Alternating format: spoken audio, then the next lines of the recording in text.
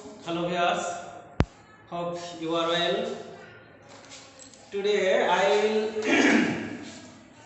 discuss you about a topic, voice English second paper যেটা changing sentence হিসেবে আসে SSC পরীক্ষার্থীদের জন্য বা জেএসসি পরীক্ষার্থীদের জন্য, যেটা একটা গুরুত্বপূর্ণ বিষয়। আমি সে বিষয় নিয়ে ডিসকাস করব। আজকের টপিকটা হচ্ছে ভয়েস চেঞ্জ। তো ভয়েস মূলত আগে ভয়েস কি সে বিষয়টা আমরা একটু দেখি। যে এখানে ভয়েস ভয়েস শব্দের অর্থ হচ্ছে বাচ্য। ভয়েস শব্দের অর্থ হচ্ছে বাচ্য। ভয়েস দুই প্রকার। ভয়েস হচ্ছে কয় প্রকার? দুই প্রকার, অ্যাক্টিভ এবং প্যাসিভ। ভয়েস কিন্তু আসলে দুই প্রকার বলা যাবে না, ভয়েস তিন প্রকার। সেটা হচ্ছে আরেকটা আছে, সেটা হচ্ছে যে কোয়াসি প্যাসিভ ভয়েস। তো যাক, আমরা নেক্সট ক্লাসে সেটা আলোচনা করব। আমরা আজকে দেখি মূলত যে অ্যাক্টিভ এবং প্যাসিভ কিভাবে পরিবর্তন করতে হয় বা চেঞ্জ করতে হয়। তো অ্যাক্টিভ ভয়েস কাকে বলে সেটা আমরা উদাহরণ দিয়ে জানবো যে কিভাবে এটা অ্যাক্টিভ হয়, চিনবো যে এটা কিভাবে প্যাসিভ হয়। তো আমরা আগে আসি, let's go. Active voice. Active voice আছে কি, যে সেন্টেন্সের সাবজেক্ট ভার্বের কাজ সম্পন্ন করতে পারে তাকে অ্যাক্টিভ ভয়েস বলে। আমি আবার বলি, যে সেন্টেন্সে সাবজেক্ট ভার্বের কাজটাকে করতে পারবে, সম্পন্ন করতে পারবে, সেটাই হবে অ্যাক্টিভ ভয়েস। তো আর যে সেন্টেন্সে এখানে আছে প্যাসিভ ভয়েস কি, যে সেন্টেন্সে সাবজেক্ট ভার্বের কাজটা সম্পন্ন করতে পারে না বা করতে পারবে না, পারে না, সেটাকে বলা হয় প্যাসিভ ভয়েস। এসো আমরা একটা एग्जांपल দিয়ে শিখি, মানে উদাহরণ দিয়ে আমরা এখানে শিখি। যেমন আমরা এখানে লিখেছি we do the sum, SUM। তাহলে এখানে আছে কি, সাবজেক্ট, ডু আছে ভার্ব, দি সাম আছে অবজেক্ট বা এক্সটেনশন। তাহলে এখানে সাবজেক্ট থাকতে হবে, ভার্ব থাকতে হবে এবং অবজেক্ট থাকা লাগবে।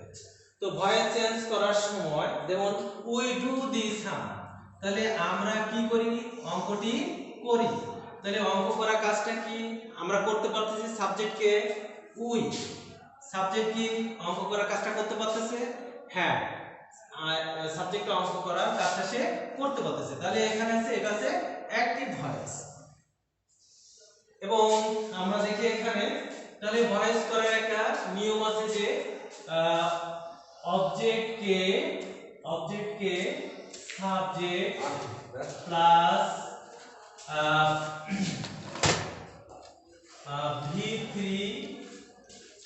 Plus by plus object OBJ।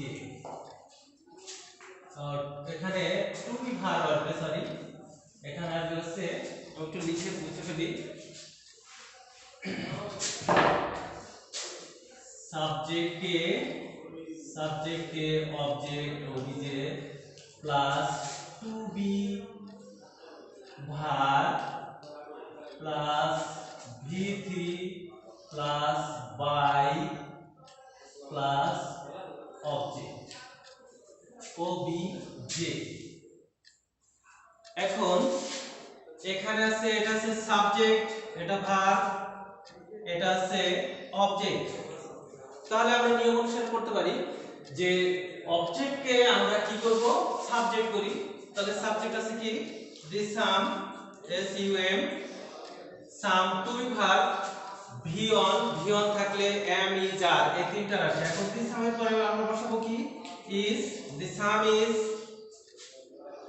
V3 আছে কি, ডু ডিড ডান, ডান আছে এখানে V3, the some is done. তারপরে আছে আমাদের V3 পরে একটা প্রিপজিশন বাই আছে। প্রিপজিশন বাই ছাড়াও অন্য আরো প্রিপজিশন আছে, সেগুলো বসে উইথ আছে এখানে। তাহলে দি সাম ইজ ডান বাই, এখন সাবজেক্টকে আমরা উই আছে এখানে সাবজেক্টকে আমরা অবজেক্ট করব। অবজেক্ট করলে কি আসে, আস।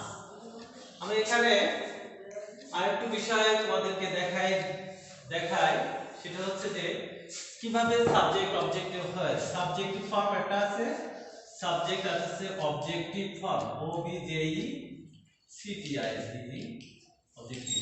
যেমন আই থাকলে কি হবে মি, উই থাকলে আস, হি থাকলে হিম, দে থাকলে them,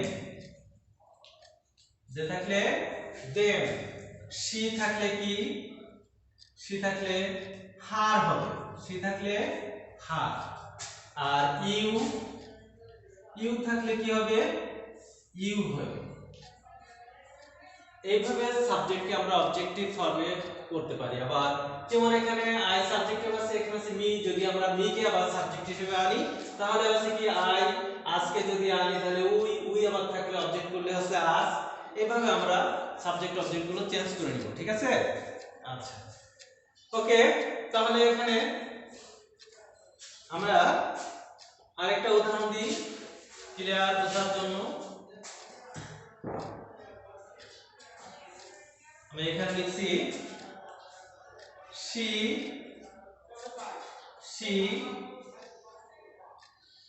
collected CLECTD, she collected flowers, she collected flowers। Sorry আমি এখানে লিখি তাহলে বোঝা যাবে যে she collected CLECTD collected flowers, FLOWERS। এখানে দেখো সাবজেক্ট she, কালেক্টেড আছে ভার্ব, আর ফ্লাওয়ার্স আছে অবজেক্ট। যদি আমরা এটাকে প্যাসিভে কিভাবে করব এখানে দেখি, প্যাসিভটা দেখাই। যেমন এখানে নিয়মকে ভয়েস করাতে অবজেক্টকে আমরা যদি সাবজেক্ট করি তাহলে সাবজেক্ট করলে প্রথমে নিয়ে আসি flowers, FLOWERS, flowers plural number. এখানে ভার্বটা হবে আর, আমি জানি ভিতর আর হবে, এটা হবে আর ফ্লাওয়ার্স আর V3, এই যে V3 আছে যে অবজেক্ট আমরা সাবজেক্ট করলাম, টু বি ভার্ব নাম আছে আর V3 আছে কি কালেক্টেড CLECTD কালেক্টেড, মানে প্রিপোজিশন বাই ব্যবহার করলাম এখানে, বাই ব্যবহার করলাম। এবং আছে কি অবজেক্ট, আমরা সাবজেক্টকে কি করব অবজেক্ট করব, সাবজেক্টকে অবজেক্ট ওবিজে। এখন সি আছে, যদি সি কে আমরা অবজেক্ট করি তাহলে কি আসবে, যেমন এখানে আছে সি থাকলে হবে কি হার, তাহলে flowers are collected by her. এখন লক্ষ্য করি আমরা যে এটা প্যাসিভ হলো কি করে। যেমন ফুল সংগ্রহ করার কাজটি ফ্লাওয়ার কিন্তু নিজে করছে না, ফুল সংগ্রহ কাজটি ফুল নিজেই কিন্তু সংগ্রহের কাজটি কালেক্টেড, এই কাজটি কিন্তু ফ্লাওয়ার নিজে করতে পারে না। সুতরাং এটা হচ্ছে এখানে সাবজেক্টরা ফুল সংগ্রহের করার কাজটা, যে সংগ্রহ করা কাজটা কালেক্টেড, সেটা কিন্তু ফুল করতে পারে না। তাহলে এখানে দেখা যাচ্ছে কি যে সাবজেক্ট, এই সেন্টেন্সটাতে সাবজেক্ট নিজে কাজ করতে পারে না, কাজ করার কাজটা কি করে সি করতে পারে। এখানে সাবজেক্ট সি আছে, সে কিন্তু ফ্লাওয়ার সংগ্রহ করার কাজটা করতে পারে, কিন্তু ফুল কিন্তু সংগ্রহের কাজটি করতে পারে না। তাহলে এখানে লেখা আছে সাবজেক্ট সেন্টেন্সে সাবজেক্ট ভার্বের কাজটা, এই কালেক্টেডের কাজটা যে ভার্ব কাজটা কিন্তু ফ্লাওয়ার নিজে করতে পারে না, এইজন্য এটা হবে আছে প্যাসিভ। আর এখানে she collected flowers, সে ফুল সংগ্রহ করেছিল, এখানে she কিন্তু এই সাবজেক্টটা কিন্তু এই ভার্বের কালেক্টেডের কাজটা কিন্তু সে নিজে করতে পারছে, এইজন্য এটা হচ্ছে অ্যাক্টিভ এবং এটা হচ্ছে passive.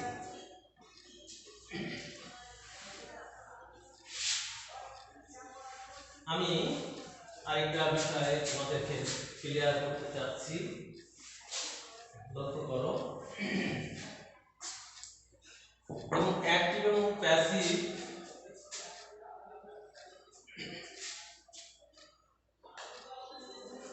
Active ACTIV active, passive. Passive অ্যাক্টিভে যদি ভি অন থাকে তাহলে প্যাসিভে কি হবে? প্যাসিভে আমরা টু বি ভার্ব নিয়ে আসবো, সে am is are, am is are plus V three.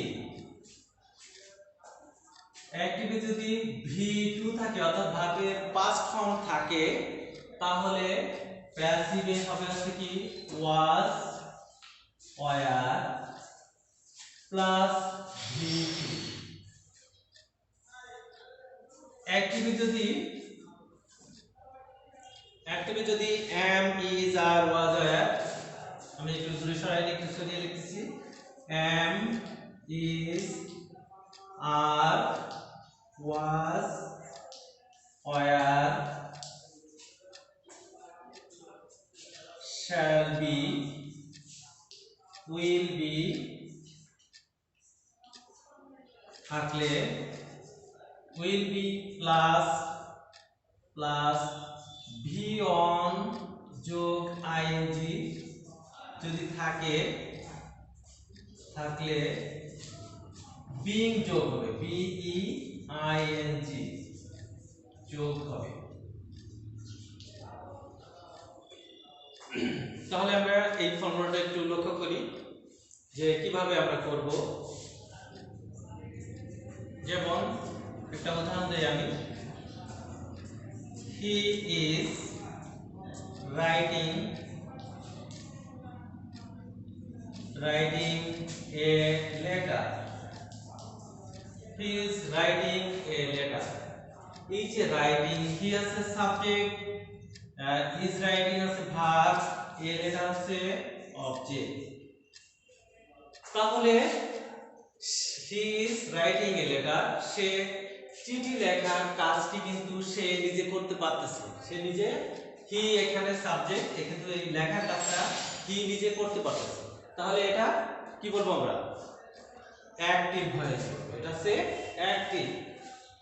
আচ্ছা, আমরা যদি এখানে প্যাসিভে যাই, হি এসএসআই হি, তাহলে he is writing a letter, আমরা যে গঠন অনুসারে বলছিলাম যে সাবজেক্টকে আমরা অবজেক্ট করব, তাহলে অবজেক্টকে আমরা সাবজেক্ট করব, সরি, তাহলে অবজেক্ট আমাদের আছে কি এ লেটার। আমরা প্যাসিভে যদি আনি সেটা এ লেটার লিখতে পারি এখানে, এ লেটার। এখন আমি বলেছিলাম যে এম ইজ আর, এখানে লেখা আছে অবশ্যই লক্ষ্য করলে বুঝতে পারবে, এই am is are shall be will be এর সঙ্গে ভি অন অর্থাৎ রাইট, এর সঙ্গে যদি আইএনজি যোগ থাকে তাহলে বিং যোগ করতে হবে অতিরিক্ত। তাহলে আমাদের নিয়ম হচ্ছে যে এ লেটার, তাহলে এ লেটারের সাথে আমরা কি যোগ বসাবো? ইজ, তারপরে এর সঙ্গে কি যোগ করতে বলছে? Being. A letter is being, তারপরে কি আছে যে বিং যোগ করব, তো তারপরে আমাদের v3, a letter is being, তাহলে রাইট এর v3 হচ্ছে কি written, a letter is being written, written নিয়ম হচ্ছে কি, তারপরে v3 পরে আছে প্রিপজিশন আমরা ব্যবহার করব হচ্ছে বাই, তাহলে আমরা এখানে বসাই বাই। এবার এখানে সাবজেক্ট ছিল কি হি, আমরা এখানে সাবজেক্টকে অবজেক্ট করব, তাহলে হি কে যদি আমরা অবজেক্ট করি তাহলে আসবে কি হিম। আমরা দেখো যে এটা আমরা অ্যাক্টিভ ছিল, এখান থেকে অ্যাক্টিভকে আমরা কিভাবে প্যাসিভ করলাম। প্যাসিভ করার জন্য যেমন এ লেটার এখানে সাবজেক্ট হিসেবে কাজ করছে এখানে এই সেন্টেন্সে, আর ইজ বিং রিটেন, এই যে লেখা কাজটা, চিঠি কি লেখা কাজটা করতে পারে? সে নিজে কি চিঠি, একটা চিঠি কি সে নিজে লিখতে পারে? নিজের কাজটা নিজে করতে পারে?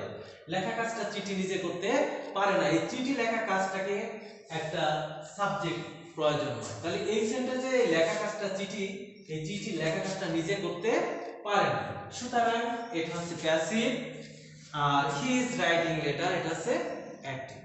তো আমাদের এই যে present continuous tense, past continuous tense বা ফিউচার কন্টিনিউয়াস টেন্স না বুঝলেও, যদি আমরা নাও বুঝি, টেন্স আমাদের মনে না থাকে, তাহলে কিন্তু আমরা ভয়েস চেঞ্জ করতে পারবো।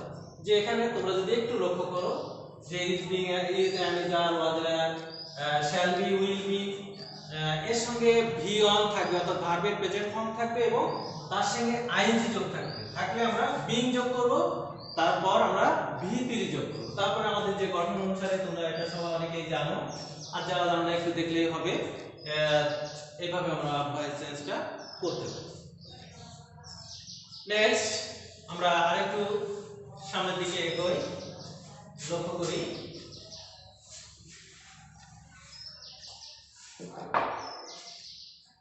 সেন্টেন্সে থাকতে পারে হ্যাভ, হ্যাজ, হ্যাড, তারপরে shall have, shall have, will have, যোগ V3, এর সঙ্গে V3 থাকে, তাহলে been, BWN, been যোগ হবে। যেমন he has broken, BROKEN, broken the glass। লক্ষ্য করি আমরা, এটা অ্যাক্টিভে আছে, he has broken the glass। এখন আমাদের এই যে টু বি ভার্ব গুলো আছে, টু হ্যাভ ভার্ব আছে, এখানে আমাদের দেখা যাচ্ছে যে এই যে ভার্ব আছে, সাবজেক্ট আছে হি, ভার্ব হ্যাজ ব্রোকেন আছে, ভার্ব দি গ্লাস আছে, অবজেক্ট। তোমাদের অবশ্যই মনে আছে যে ভয়েস করার যে নিয়ম আছে, সেটা আছে অবজেক্টকে আমরা সাবজেক্ট করি, তাহলে অবজেক্ট আছে কি দি গ্লাস, দি গ্লাসের পরে আমরা টু বি ভার্ব, হ্যাজ আছে, হ্যাজ এর সঙ্গে কি যোগ করতে হবে,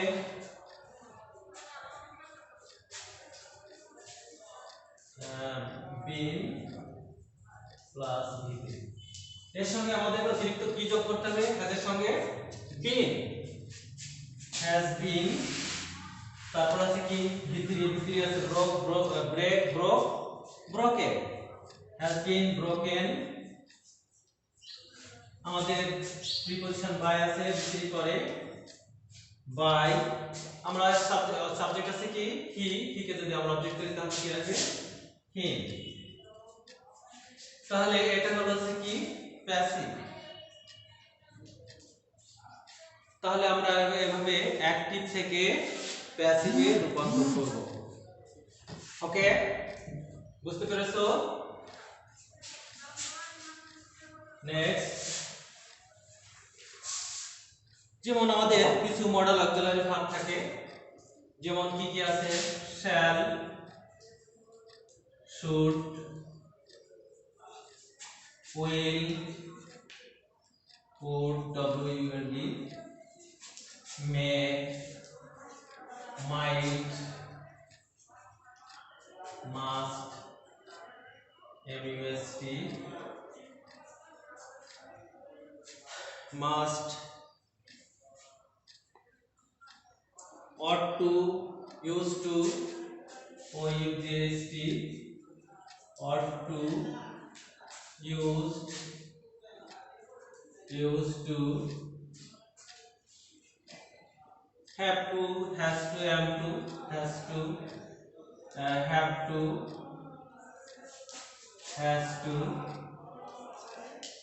had to, is to,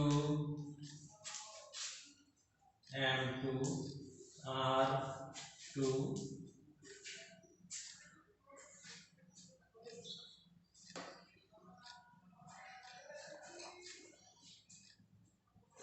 এই যে মডেল অক্সিলারি ভার্বগুলো আছে, আমরা এগুলো যদি থাকে তাহলে এর সঙ্গে আমাদের কি করতে হবে, অতিরিক্ত বি যোগ করতে হবে, B plus V3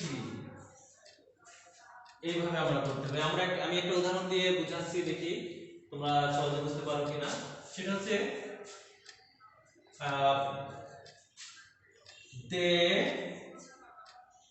they will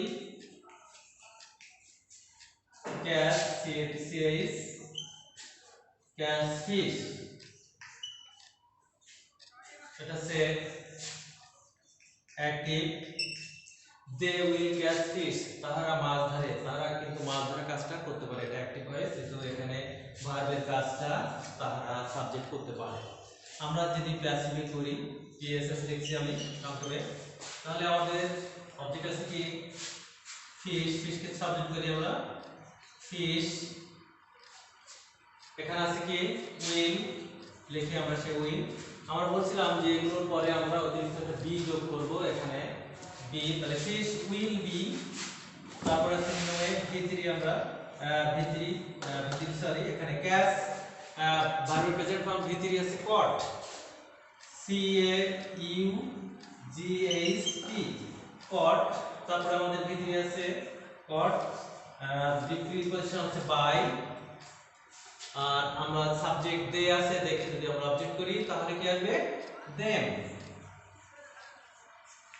তাহলে দেখো এখানে ফিশ, মাছ, এই ধরা কাজটা কিন্তু মাছ নিজে করতে পারে না, মাছ নিজে ধরা কাজটা করতে পারে না।